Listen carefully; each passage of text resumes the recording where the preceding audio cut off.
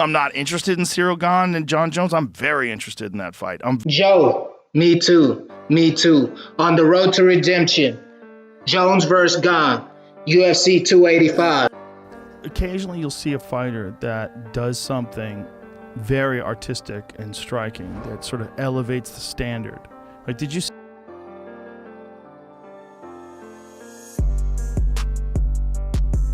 Gane's first round with Mays is an MMA masterclass. He shows you his accuracy and precision with his punches. He shows you his defensive discipline with using his footwork to get out of danger. Not only his footwork, but head movement. And look at him on the clinches. Get off me. Look at this headshot here. Beautiful headshot. And footwork and head movement to get out of danger. Look at his judge of distance and punch placement here. And again, gets out of danger, footwork. And let's re-engage. Just watch the composure when he engages fighters. Again, judge of distance.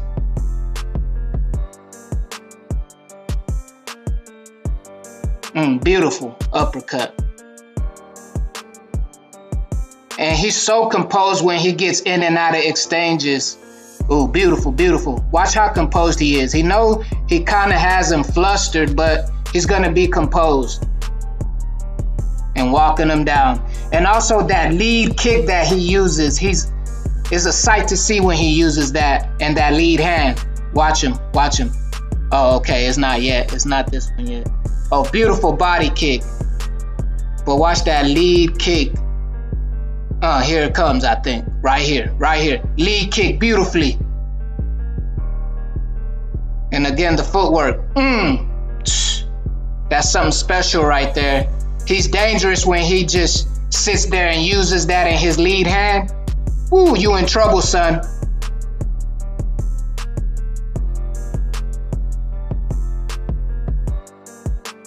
But these guys are throwing down. A little bit of a wind stare from lovely counter work. Mays.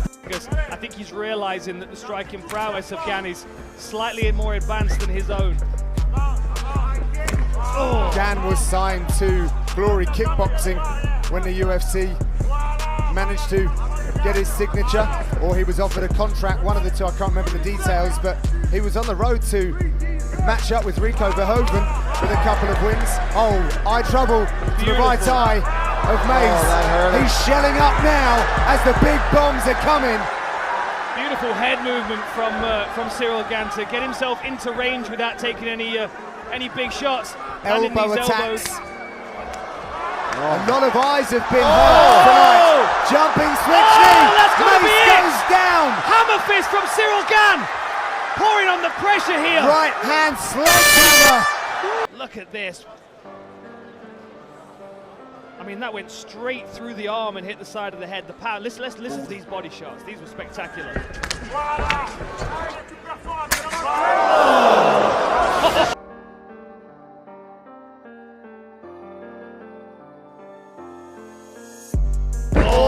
What a lovely front kick.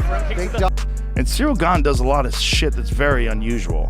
Like, first of all, he stands totally sideways, and he does like a twisting kick with his front leg to throw a front kick. You know, he does that? Yeah. Very weird. Yeah. Like, he stands totally sideways, and he like twists his leg in. He doesn't stick it up and stab it forward. He like twists it and go in. His kicks against Derek Lewis are a great demonstration of exactly what Joe is talking about. Look here and pay attention. Make sure you hit the like and subscribe button. It costs you nothing but a little bit of energy and a click of the mouse. Pay close attention to how light he is on his toes and that infamous front kick.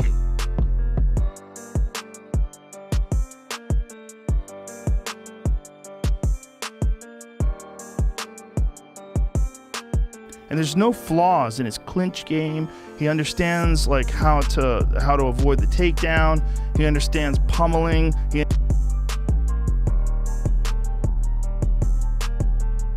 What to look for when he's pulling out of the clinch to not get hit.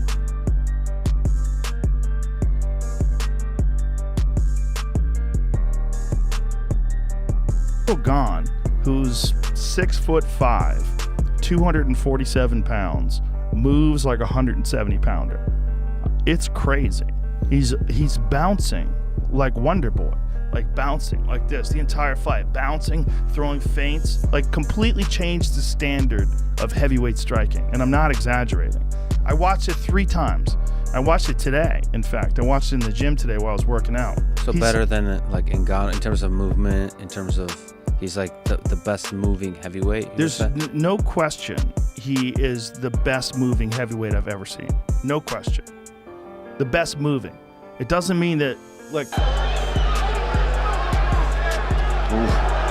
So that was nice. Ciryl just moves the leg out of the way to avoid the kick and fires back straight away. Against him. He's the GOAT. The greatest mixed martial arts athlete we have ever. What you see with Jon is unprecedented talent. The youngest champion in UFC history. It's a stare down. In this clip, you'll get to see Jon Jones' unorthodox style and his unique way of starting fights.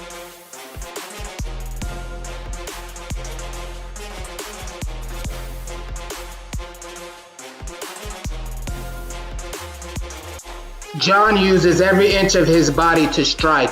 Knees, kicks, elbows, shoulders, whatever to get the job done. And by the way, he's also defensively sound. He doesn't just walk straight back, he knows how to circle out. Jon is quick on his feet with excellent adjustments off the cuff. Now look how he demonstrates style and grace while exiting danger, being fleet of foot and using head movement. Due to Jon's unorthodox style and length, when he established his lead kick, a lot of opponents get frustrated and find it difficult to hit him.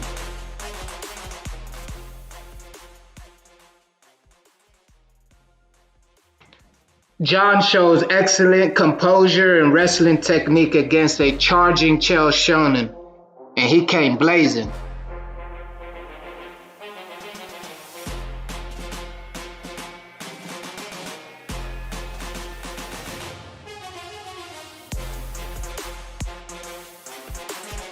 Jones on top again. 2 for 2 in early takedowns. Oh, big elbow by Jon. Gane wants to put him on his back, and he does. Big wow by Jones.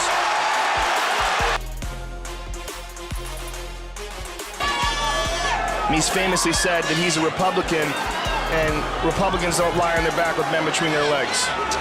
That's a famous Chael Sonnen quote. One of many, I might add. I mean, it's hilarious. I'm sure he practices this, though. Ow! History. Dominated everyone. He took out generations of fighters, legend after legend. The debate is over. There's no more debating. Jon Jones is the greatest of all time. I've really been able to make some really amazing fighters look like they're not that good. So what do you think of this Jon Jones-Ciryl Gane fight? Honestly, I think it's a tougher fight than Francis. Ciryl Gane, his movement, his footwork, he's so good with his front leg. And for Jon Jones, remember when he came back from OSP, he looked so stiff. Yeah. And that was a time off and putting a lot of muscle on. He just looked like a slower version of himself. So now this time, it's a longer time off, and you're coming back with way more weight on, and you're going against one of like the faster heavyweights and the more smoother heavyweights. Ciryl Gane, you have to watch the kicks, watch the footwork, cut him off. Yeah. The thing is that Ciryl Gane was out-grappled by Francis when Francis had a bad knee. Francis's knee was fucked up, and Francis out-grappled him and beat him handily with his grappling. I agree with Joe. Jon is coming up in weight. Ciryl is 245 plus. Francis is bigger and stronger than Jon. He can do that to Ciryl. They do say that technique outweighs strength any day. And like Bilal said, Jon put on more weight and muscle. With that comes a lot of questions. Adding all that muscle causes all that lactic acid buildup, which his body is not used to. Can he carry the weight without any adverse effects? Will he have enough power to earn the heavyweights' respect? Can he take their punches? Will his gas tank still be the same? Can he still use his athleticism the way he once used to? It's a lot of questions.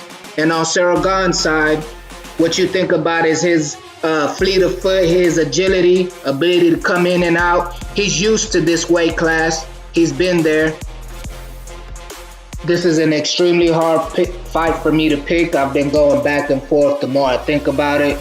Gane has most of the necessary tools to defeat Jon, except I don't know that he has enough experience and wherewithal under all that pressure to defeat Jon the Great. Both men are fighting for redemption.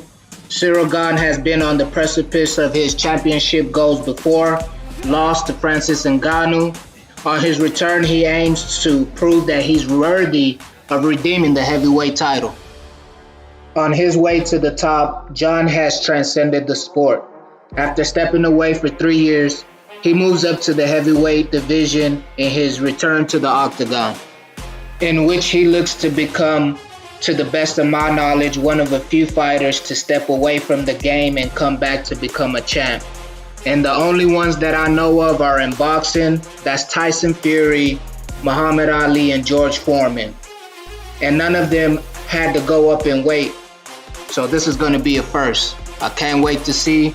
Hit that like and subscribe button, and I'll see y'all next time.